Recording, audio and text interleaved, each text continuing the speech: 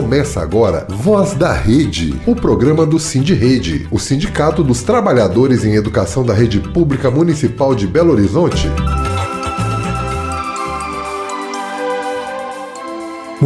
Muito boa tarde a todos. Está no ar o Voz da Rede, o programa do Sindirrede, o Sindicato dos Trabalhadores em Educação da Rede Municipal de Belo Horizonte.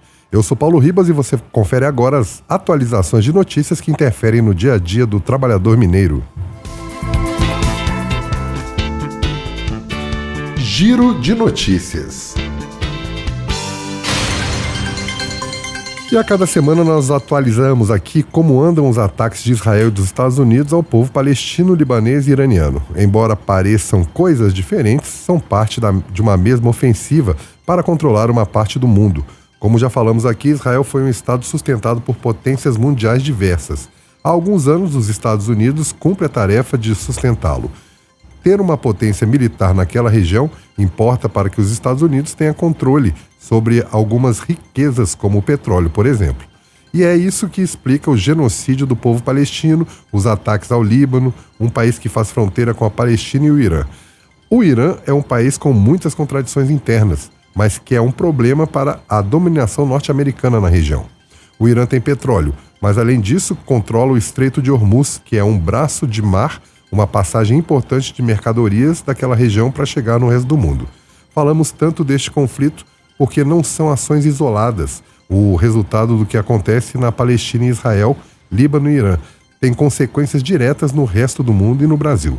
Não só porque o preço do petróleo muda no mundo inteiro, mas também se o atual presidente dos Estados Unidos sai mais ou menos fortalecido e o quanto ele se sente à vontade para atacar a soberania de diversos países do mundo. Ou seja, aumentar o controle dos Estados Unidos sobre os outros países do mundo. Vejam o que está acontecendo na Venezuela, Cuba, as ameaças sobre a Colômbia e mesmo o Brasil. Por isso que toda semana atualizamos a situação naquela região do mundo, o Oriente Médio, que parece ser tão distante de nós. E nessa semana a guerra ganhou mais capítulos que pode atrasar a paz na região. Primeiramente, Israel não respeitou o acordo de cessar-fogo e atacou o sul do Líbano. Em retaliação, o Irã voltou a fechar o Estreito de Hormuz. O ditador imperialista Donald Trump, por sua vez, foi na reunião marcada na Suíça para a assinatura do memorando de entendimento e proferiu ameaças, dizendo que se o Irã fechar novamente o Estreito de Hormuz, os Estados Unidos destruirão o país e tomarão o estreito, e finalizou dizendo que daria uma surra no Irã. A delegação de negociação iraniana deixou a reunião em protesto contra as ameaças. Diante disso, os representantes do país persa salientam que, de acordo com a cláusula 1 do memorando de entendimento, qualquer ameaça constitui uma grave violação do acordo inicial. Além disso, de acordo com fontes da mídia iraniana, eles estão avaliando opções de respostas adequadas aos ataques verbais de Trump. Ontem, terça-feira, o Líbano e Israel fizeram uma rodada de conversas diretas para o fim dos ataques em Washington. Autoridades libanesas têm insistido que negociações presenciais com Israel são a única maneira de garantir o fim da guerra em curso desde 2 de março. O grande entrave desse conflito é que um dos principais objetivos do Líbano nas negociações seria garantir a retirada militar de Israel do país. Mas as autoridades israelenses de alto escalão declararam que as tropas do exército genocida sionista permaneceriam no sul do Líbano por tempo indeterminado. A autoridade libanesa disse que Beirute exigiria que Israel apresentasse um cronograma razoável para sua retirada durante as negociações e que seria a única chance de gerar impulso nessas conversas e nessa disputa de forças com o Irã, afirmou a autoridade. Para Israel, o objetivo das próximas conversas são de desarmar o Hezbollah e alcançar um acordo de paz genuíno com o Líbano, segundo uma declaração do porta-voz do governo israelense, David Mencher, na véspera das negociações. Enquanto isso, o povo libanês continua sendo vítima desse vai-vem de informações e ataques. Na semana passada, falamos com Emílio, boliviano ativista, sobre a situação da Bolívia, que protesta contra medidas tomadas pelo presidente direitista Rodrigo Paz, que atacam trabalhadores e campesinos. Depois de mais de 50 dias de paralisações, manifestações e bloqueios de estradas, os trabalhadores bolivianos decidiram dar uma pausa, principalmente nos bloqueios das estradas. A decisão foi tomada 3 dias depois que o presidente boliviano de direita, Rodrigo Paz, decretou estado de emergência, dando carta verde para o exército e polícia usarem inclusive a força para eliminar os bloqueios. Evo Morales anunciou na segunda-feira a suspensão temporária dos bloqueios que ainda persistem no departamento de Cochabamba, seu principal reduto político no país. As barreiras ainda estavam instaladas onde seguiam os últimos protestos que exigiam a renúncia do presidente Paz. Morales fez o anúncio ao final de uma assembleia de dirigentes cocaleiros na localidade de Cauta Enhe. Segundo Morales, é uma pausa e não uma rendição. O estado de emergência foi anunciado horas após um acordo para pacificar o país assinado na sexta-feira, dia 19, com líderes da Central Operária Boliviana, a maior central sindical do país. A medida tem validade de 90 dias, mas ainda deve ser ratificada pelo Congresso. Os ministérios do Governo e da Defesa informaram que devem emitir resoluções conjuntas para restringir os direitos de circulação, reunião e liberdade de movimento quando necessário. Segundo o ministro da Economia, José Gabriel Espinosa, o estado de emergência teria uma aplicação focalizada e não implicaria em restrições para a população nas regiões onde não há conflitos ou barricadas. A greve e bloqueios de estradas que começaram no início de maio, realizados por operários, agricultores e indígenas, tinha como objetivo exigir que o governo resolvesse a crise econômica, a pior que o país enfrenta em 4 décadas, e protestar contra a venda de gasolina de má qualidade, que gerou amplo prejuízo e descontentamento para a classe trabalhadora. E no último dia 16, o processo de privatização da Copasa foi concluído. O governo de Minas arrecadou 540 milhões a menos com a venda das ações do que se tivesse negociado os papéis a preço de mercado. Esse cálculo leva em conta o valor definido pelo Executivo durante o processo de venda de 15% das ações da estatal e o preço de fechamento da B3 naquele mesmo dia. Vale lembrar que o processo de privatização da Copasa foi dividido em 2 fases. Primeiro, o Grupo Equatorial se tornou o sócio de referência da empresa, adquirindo 30% das ações da companhia, que pertenciam ao governo estadual. Na etapa seguinte, o governo Zema Simões negociou outros 15% de forma fracionada no mercado. Nas 2 operações, a precificação dos papéis foi de R$ 49,03 por ação. Esse valor foi definido no dia 11 de junho. Nesse mesmo dia, a ação da Copasa já estava sendo vendida a R$ 58,50, R$ 9,47 a mais que o próprio governo, resultando nesse desfalque aos cofres públicos. O modelo utilizado para privatizar a Copasa seguiu o mesmo processo que a Sabesp.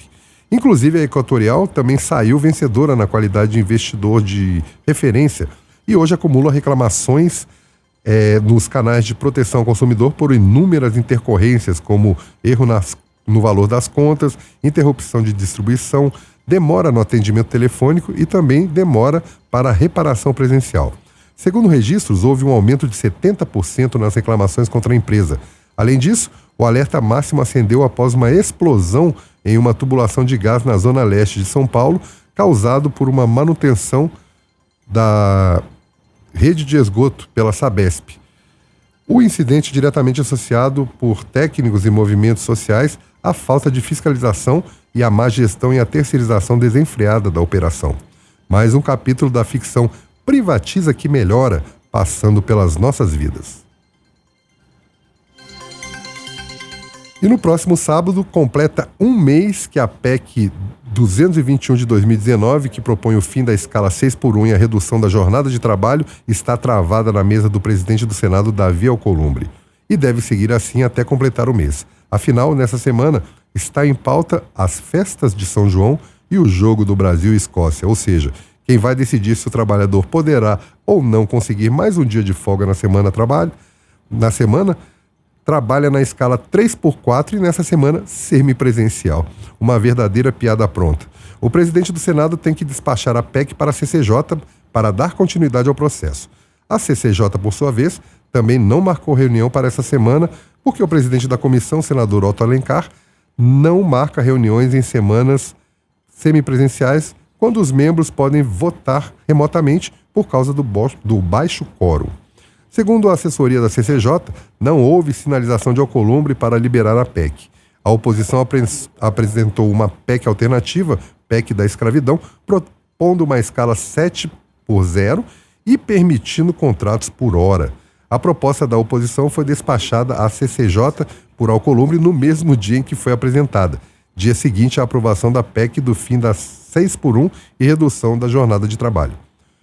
Felizmente, o senador Otto Alencar informou que vai priorizar a PEC do fim da escala 6x1 por ter iniciado a tramitação antes da proposta da oposição.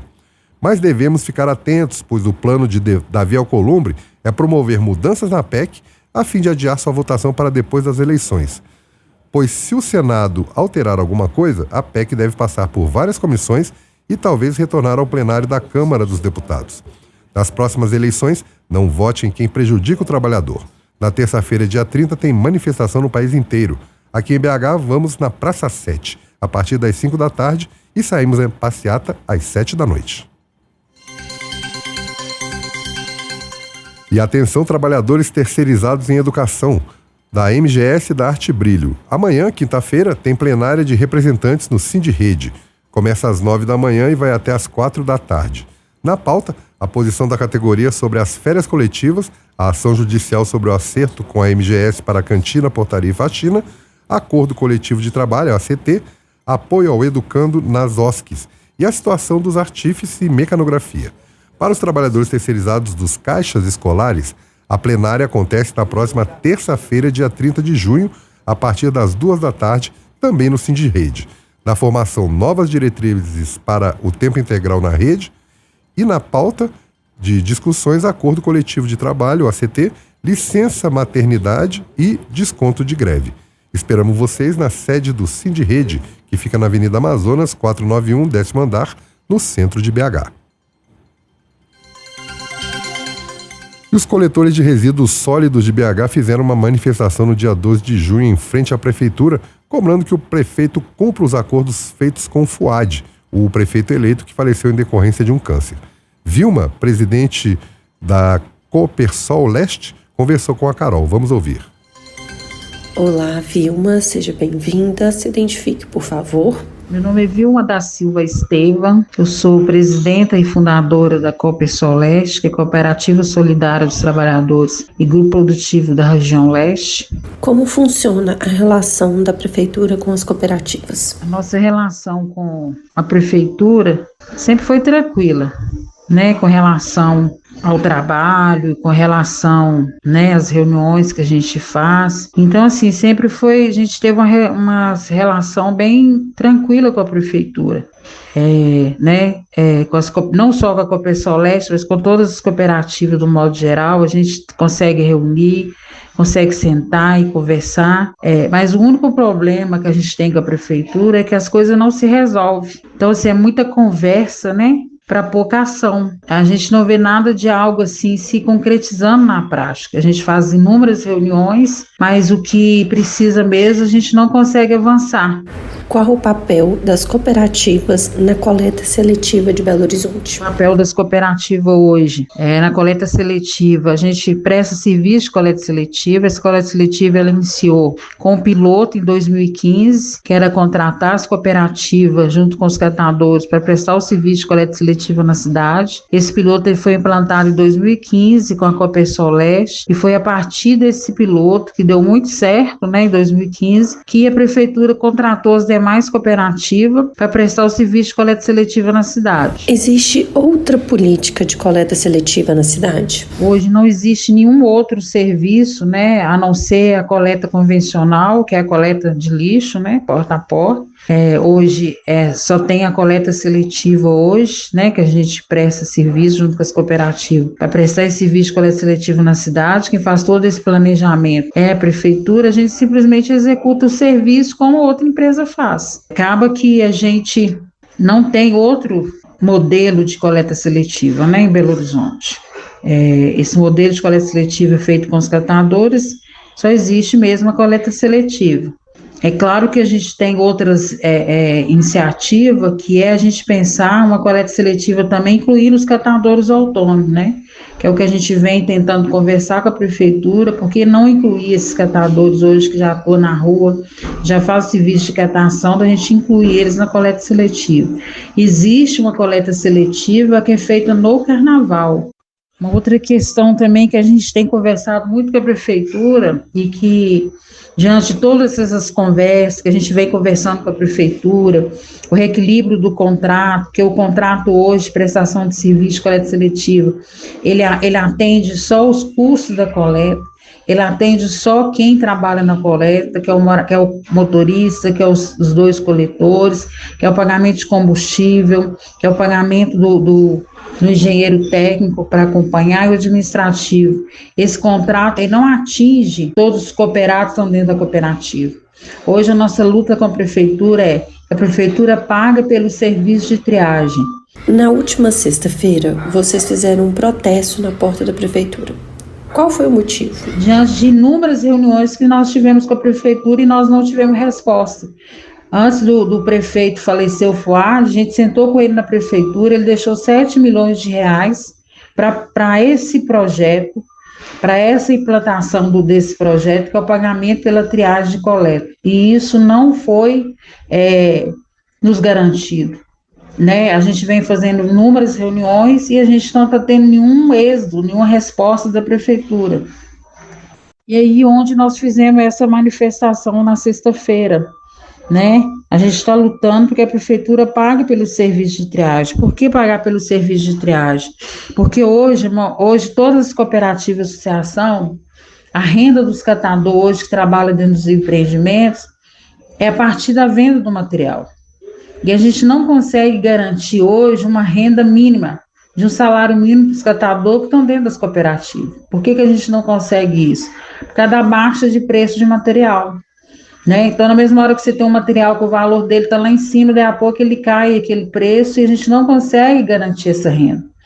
Então, a única forma da gente garantir a renda para os catadores é a prefeitura pagando pelo serviço de triagem. E qual foi o encaminhamento? Já se reuniram com a SLU? Teve alguma solução? Nós estamos ainda aguardando a resposta, né? Depende muito dessa resposta. E quais são os próximos passos? Se ela for positiva, né? A gente ter essa reunião com o prefeito. Se não for, a gente vai fazer novas reuniões para a gente decidir quais os caminhos que a gente vai tomar daqui para frente. Mas eu acredito que da forma que a gente está, não dá para continuar, né?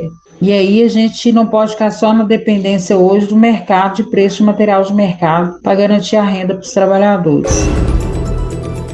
E o Voz da Rede conversou na semana passada com Lisbeth Moya, uma jornalista cubana que não mora em Cuba, mas que tem familiares e amigos lá. Hoje nós conversamos com o Pepe, um cubano, sobre as ameaças e embargos estadunidenses contra a ilha, que está sendo atacada de várias formas pelo ditador imperialista Donald Trump. Vamos ouvir.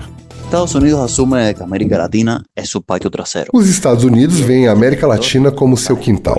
Buscam extrair da região todos os recursos possíveis para construir e sustentar seu poderio econômico global. Consequentemente, tem buscado e utilizado historicamente todos os mecanismos disponíveis para garantir controle político e econômico sobre cada país da região, neste caso, a América Latina. É importante compreender isso. A Revolução Cubana de 1959, além de transformar o socialismo em uma tentativa de construir o comunismo, foi fundamentalmente uma declaração de que o país não permaneceria mais escravo dos Estados Unidos. Foi uma revolução que buscou transformar a relação entre Cuba e os Estados Unidos em prol do bem-estar do povo cubano, reconhecendo que o bem-estar social não pode existir sem soberania e autodeterminação dos povos. Isso irritou os Estados Unidos. Não foi o fato de ser Cuba que causou ofensa, mas sim que, a partir de 1º de janeiro de 1959, Cuba se tornou um mau exemplo para a região, um alerta sobre o que supostamente não se pode fazer.